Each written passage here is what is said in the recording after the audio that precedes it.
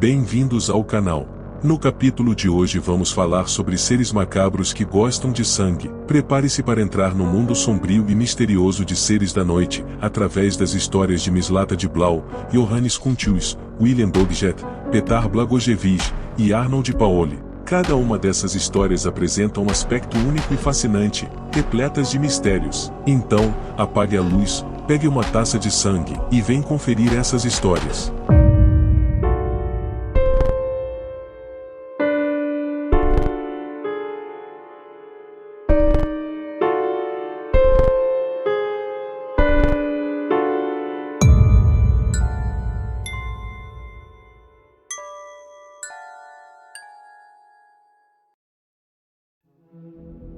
A história de Mislata de Blau ecoou pelos séculos, trazendo consigo um ar sombrio e uma aura de mistério que assombrou a pequena vila tcheca por décadas.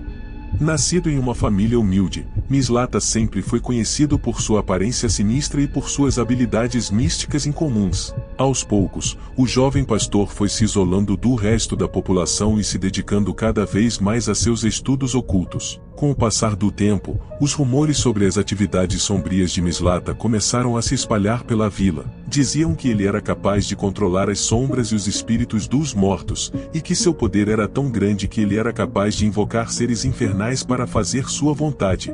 Alguns até afirmavam que ele havia feito um pacto com o próprio diabo. Mas foi somente após a morte de Mislata que o terror se instaurou de vez na vila. Como um pesadelo que se recusava a acabar, o espírito do pastor continuou a vagar pelas ruas escuras durante as noites, chamando pelo nome dos habitantes. Os poucos que tiveram a infelicidade de encontrá-lo não sobreviveram muito tempo depois. Corpos sem vida eram encontrados todos os dias, mutilados e com marcas de mordida no pescoço. A população ficou em pânico, aterrorizada pela presença maligna que parecia perseguir cada um deles. Mas não havia para onde fugir, nem para onde se esconder. O vampiro Mislata era implacável e a cada dia que passava, sua sede de sangue parecia aumentar. Desesperados, os habitantes da vila finalmente se reuniram para encontrar uma solução. Foi decidido que o corpo de Mislata deveria ser exumado e que uma estaca deveria ser cravada em seu coração, para que ele finalmente pudesse descansar em paz. Mas quando abriram o túmulo, o que encontraram foi ainda mais horrível que esperavam. O corpo de Mislata estava completamente intacto, como se nunca tivesse morrido, e quando tentaram cravar a estaca em seu coração, o defunto soltou uma gargalhada sinistra e sua figura começou a se contorcer, como se estivesse possuída por alguma entidade sobrenatural. Foi então que os habitantes da vila perceberam que o vampiro Mislata era muito mais poderoso que imaginavam. Mesmo com a estaca em seu peito, ele ainda era capaz de se mover e de falar, e suas aparições noturnas se tornaram ainda mais violentas. Sem saber o que fazer, eles contrataram um carrasco para decepar sua cabeça e finalmente acabar com seu reinado de terror. O cadáver de Mislata foi então cremado, mas enquanto as chamas consumiam seu corpo, os moradores juravam que podiam ouvir seus gritos agudos e sentir seu sangue borbulhando pelas feridas abertas. Há uma história sombria que assombra as terras da República Tcheca até os dias de hoje. É a história de Johannes Kuntius, um homem que viveu em um vilarejo chamado Pentich no ano de 1582.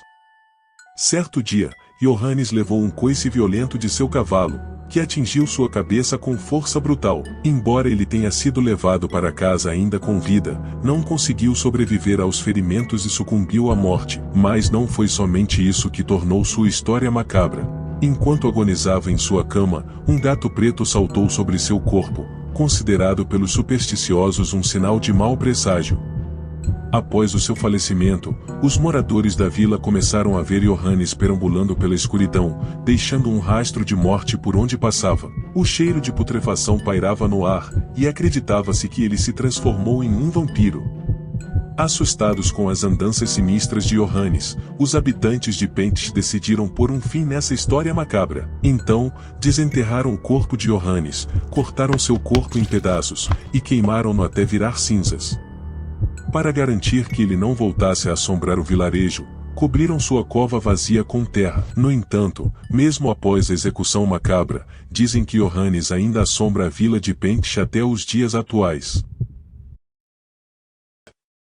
A Inglaterra do século XVIII foi palco de uma história sombria que até hoje ecoa nos corredores de Tarrangonville. Tudo começou com William Doggett, um servo que tomou emprestado uma fortuna do seu amo, Lord Melbury, mas não conseguiu pagar o empréstimo de volta. Desesperado, Doggett começou a vender objetos valiosos da mansão para levantar fundos, mas acabou sendo descoberto. Consumido pela culpa e pela vergonha, decidiu tirar a própria vida.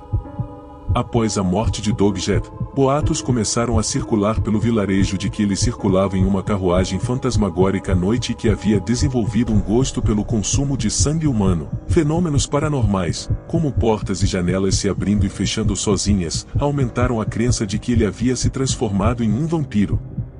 O cadáver de Doggett foi desenterrado, e um fato chocante foi descoberto. Ele não mostrava sinais de decomposição. Além disso, quem estava presente durante a exumação relatou que o rosto do homem estava todo sujo de sangue, o que confirmou que ele era um vampiro. Os habitantes do vilarejo de Tarrangonville então decidiram dar ao cadáver de Doggett o tratamento da época para lidar com seres das trevas. O corpo foi cortado em pedaços e queimado, e suas cinzas foram jogadas em um rio para que nunca mais voltasse a assombrar o vilarejo. A partir desse dia, a lenda do vampiro Doggett se espalhou pelo país, assombrando aqueles que ouviam a história.